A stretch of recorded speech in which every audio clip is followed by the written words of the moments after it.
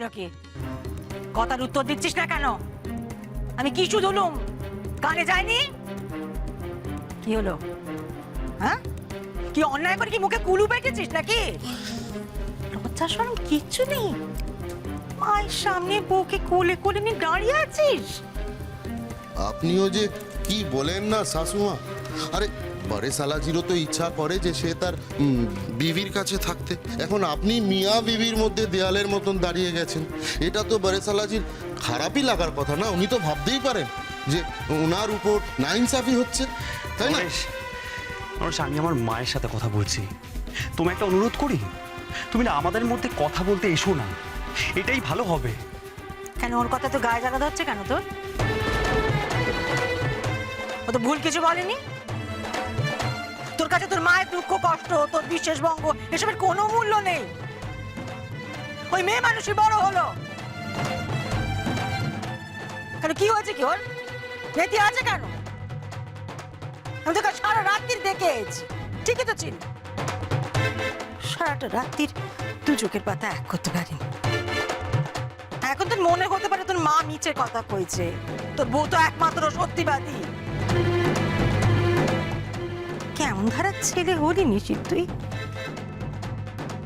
अब तो कुछ नहीं होगा बड़े साला जी, जा ही बोलो। सासू माँ उसोसी भाभी के भूल बुझबे ही। आह, सुबह होते ना होते ही मजा आ गया। মা মা আমি তোমার অভিমানের কারণটা বুঝতে পারছি, কিন্তু তুমি একবার উষসীর গায়ে হাতটা দিয়ে দেখো, ওর গাটা জ্বরে একদম পুড়ে যাচ্ছে। ও রান্নাঘরে গিয়েছিল, ওই বাটিটা নিয়ে নামতে গিয়ে দেখলাম পড়ে যাচ্ছিল, তাই আমি ওকে ধরলাম। আর মা তুমি আমাকে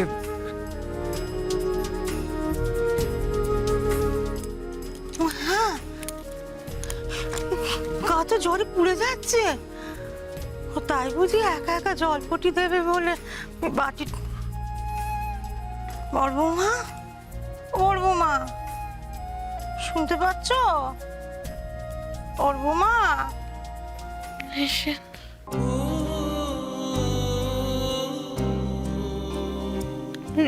কোথায় তুমি?